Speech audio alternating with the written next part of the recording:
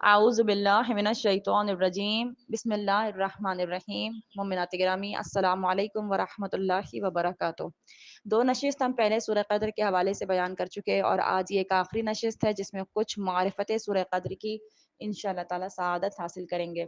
پروردگار عالم نے سورہ قدر کو جن اعلیٰ ذوات مقدسات کی تعریف میں ان کے تعارف میں نازل فرمایا، خداوند عالم ہمیں ان کی معرفت کی بھی توفیق عطا فرمائے، معرفت قرآن کی توفیق عطا فرمائے، معرفت سورہ قدر کی توفیق عطا فرمائے انشاءاللہ تعالی۔ جس طرح سے پہلے ہم نے بیان کیا کہ لیلۃ القدر جس شہزادی کا لقب ہے، ہمارے امام نے بیان فرمایا کہ لیلۃ القدر میری جدہ ماجدہ کا لقب ہے، وہ بی بی سیدۃ النساء العالمین شہزادی کون و مکان بنت محمد مصطفیٰ صلی اللہ علیہ وآلہ وسلم، زوجہ علی مرتضیٰ، ام الحسن والحسین، ام الصبتین، ام الائمہ، ام ابیہا جناب فاطمہ الزہرا سلام اللہ علیہا ہیں۔ جہاں ایک امام کا قول ہی ہمارے لیے حجت ہے، وہاں کچھ ایسے دلائل اور براہین ہیں کہ جن سے یہ بات خاص طور پہ واضح ہو جاتی ہے، آشکار ہو جاتی ہے کہ جناب فاطمہ زہرا سلام اللہ علیہا ہی لیلۃ القدر ہیں۔ اور جب پروردگار عالم نے کہا کہ وما ادراک ما لیلۃ القدر، تو یہ تعارف بھی جناب زہرا کا ہے، ایسی بھی ایسی ہستی کہ جس کی معرفت کا کوئی حق ادا نہیں کر سکتا، کیونکہ آپ سر الہی ہیں، آپ خدا کے رازوں میں سے ایک راز ہیں۔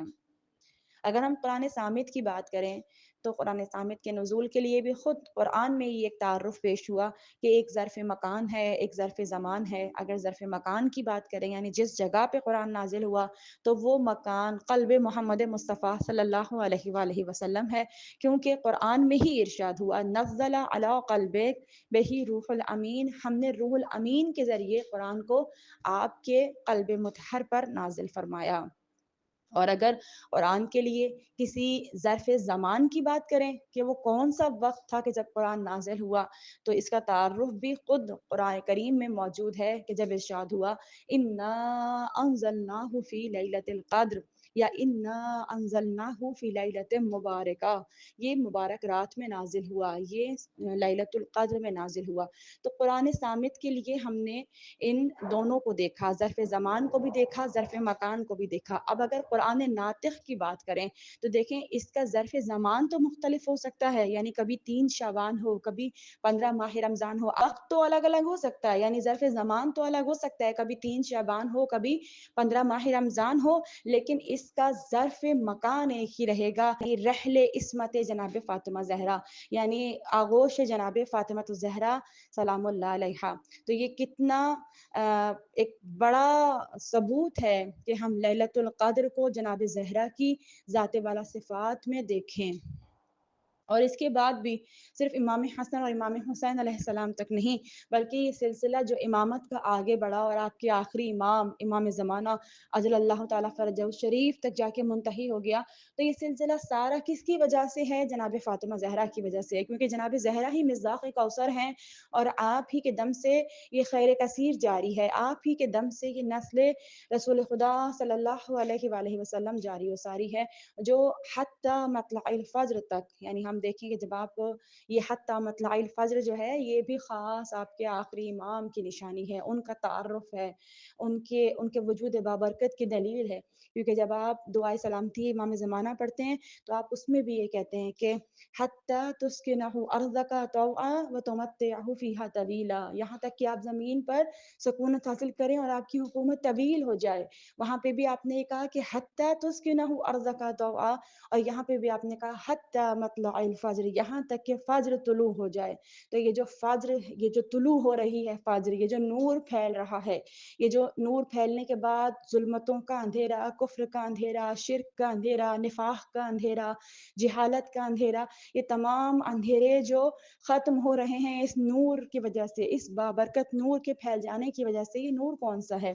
سورہ والفجر قرآن کریم کا مشہور معروف سورہ ہے، والفجر سے مراد امام زمانہ ہیں، یعنی ایسا نور کہ جب وہ نور پھیل جائے گا واللہ متم نورہ ولو کرہ الکافرون، کہ وہ نور خدا مکمل کر دے گا چاہے کافر جو ہے وہ کراہت ہی کیوں نہ کرتے رہیں۔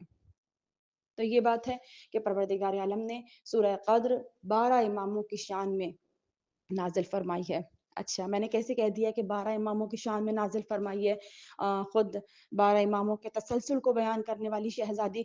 यानी हम देखें कि हम इमाम हसन अलैहिस्सलाम से अगर हर इमाम को जनाब फ़ातिमा की ज़ात से रिलेट करते हैं, जोड़ते हैं और कहते हैं कि एक सिलसिला है जो जनाब फ़ातिमा से चला है, तो खुद जनाब अली अलैहिस्सलाम फिर कहाँ नज़र आते हैं?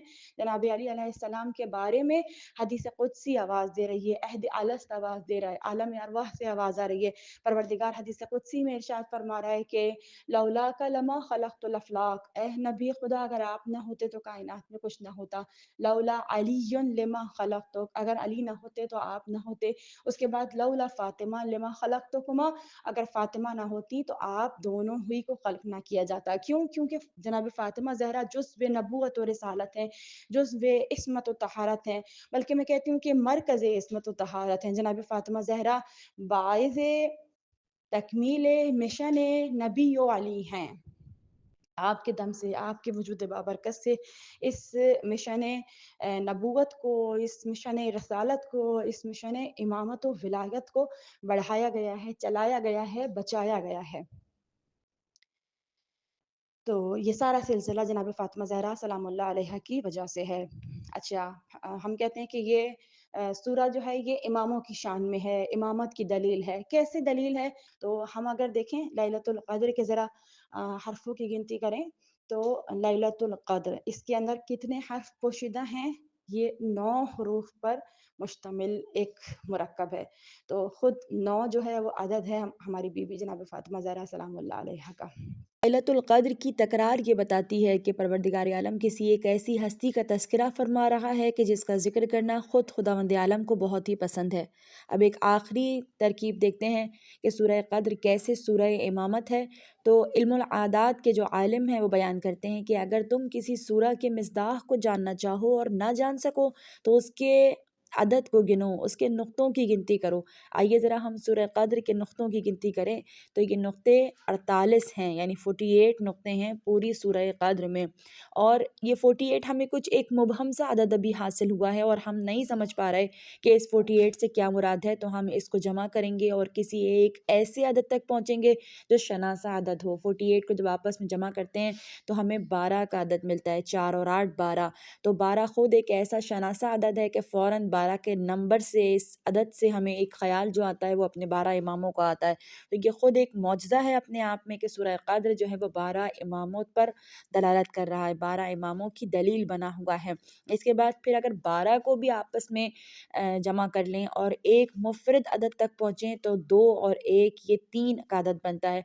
और आप देखें कि 2 और 1 यानी 3 को अगर तक़सीम किया जाए तो वो 2 और 1 ही में हो सकता है और 3 की कोई तक़सीम मुमकिन नहीं है कि जो 2 तरह से तक़सीम की जा सके।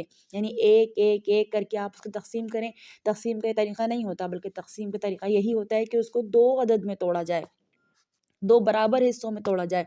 और ये 3 2 बराबर हिस्सों में तक़सीम नहीं हो सकता, ये 2 और 1 ही की सूरत में तक़सीम होता है। और जब हम 3 की अदद पे बात करते हैं तो आलिम इल्मुल अदाद बयान करते हैं कि ये जो 3 का अदद है ये तमाम मखलूक़ात परवरदिगार की इब्तिदा का अदद है, क्योंकि ये 2 और 1 में मुनक़सिम होता है। वो जो 1 है वो उलूहियत है, यानी ज़ात परवरदिगार, और वो जो 2 हैं वो 2 वो अनवार इलाहियाँ हैं जो खुदावंद आलम ने एक ही साथ इस दुनिया में नाज़िल फ़रमाए। यानी वैसे तो ज़ाहिरी लिहाज से 30 बरस का फ़ासला है, लेकिन कुरान करीम इन अनवार इलाहिया के बारे में ये ऐलान कर रहा है कि वल्लज़ीना मआ, कि हम उस नूर की इत्तिबा चाहते हैं जिनको हमने साथ ही नाज़िल किया है। और वो कौन सा नूर है? वो नूर नूर मोहम्मद सल्लल्लाहु अलैहि वसल्लम और नूर अली इब्न अबी तालिब है, कि जिनके बारे में दोनों का एक वक्त में ऐलान होता है कि जब कुंता नबिया बैनल आदमा मावतीन, मैं नबी था जब आदम आबो गिल के दरमियान थे। तो उसी वक्त बरजस्ता ऐलान मौला कायनात का होता है कि कुंता वलिया बैनल आदमा मावतीन, और मैं उस वक्त भी वली था कि जब आदम आबो गिल के दरमियान थे। परवरदिगार आलम हमें इन अनवार इलाहिया की मार्फत नसीब फरमाए, सूरह क़द्र की मार्फत नसीब फरमाए। परवरदिगार हमें इस सिलसिला नूरानी की मार्फत नसीब फरमाए, हमारा नाम रोज़ेदारों में, नमाज गुजारों में और मौला के हुब्बारों में शामिल फरमाए इंशाअल्लाह ताला।